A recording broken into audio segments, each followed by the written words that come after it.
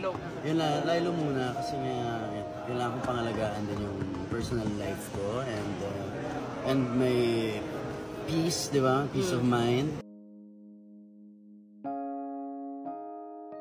Mukhang malalim ang pinagdadaanan ni Daniel Padilla. Kapansin-pansin kasi na todo iwas ang aktor sa interview sa kanya. Never kasing nabanggit ni DJ ang pangalan ng girlfriend na si Catherine Bernardo.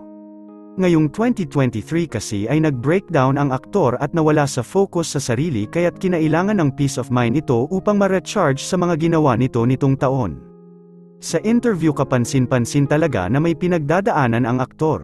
Narito ang buong video. Ito 2023, chumil muna ako. Okay. Chumil muna ako. Kasi kailangan kong i-refresh yung sarili ko. Medyo medyo burnout. Medyo hindi ko alam kung ba ako pupunta. Alam mo yun? Yung direction ng career, ganon. Yeah. Career, my life, di ba? Yun. So, and now, refreshed ako. Nandun na lahat ng drive ko ulit. So, I'm just ready to go. Anong ginawa mo nung nag-shell ka muna? Ano muna? Bitaw muna ako. Alam mo yun? Pero syempre, pag may ang trabaho ay trabaho. Pero pagdating ng personal life ko, pinapangalaga ko eh. Pinapangalaga ko talaga yun. Kung napansin nyo naman, pagdating sa, it's not a secret na pagdating sa social media, medyo, ako doon, di ba? Pero naalala mo na yung password? Naalala ko.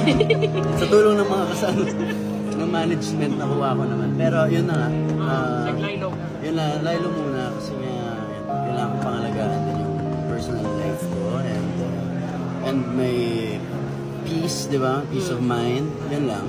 Pero ngayon, I'm very excited. So ano nang na-discover mo habang nagba-break ka? Ano na-discover mo sa personal? Wala naman talagang discovery. It's more of zen mode lang muna. Zen mode. You just need quietness. It's silence lang muna. Yun lang, para lang mabalik kasi masyado ng maingay yung paligid. Pero 3 films na ang ginagawa mo daw ngayon. Hindi pa ako nagsisimula naman. Okay. Isa-isa naman yun. Hindi naman one at a time? Next year pa ba to? Yeah.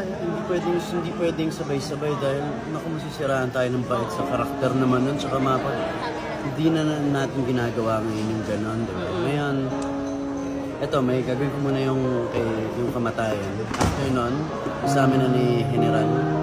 And then, the third one is a secret muna kung ano gagawin. Sa pag-iwas sa pangalan ni Kath, mukhang totoo ang balita na hiwalay na talaga sila.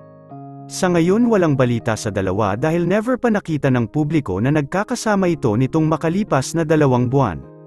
Yun lamang po, ano ang masasabi mo sa balitang ito, comment mo sa ibaba.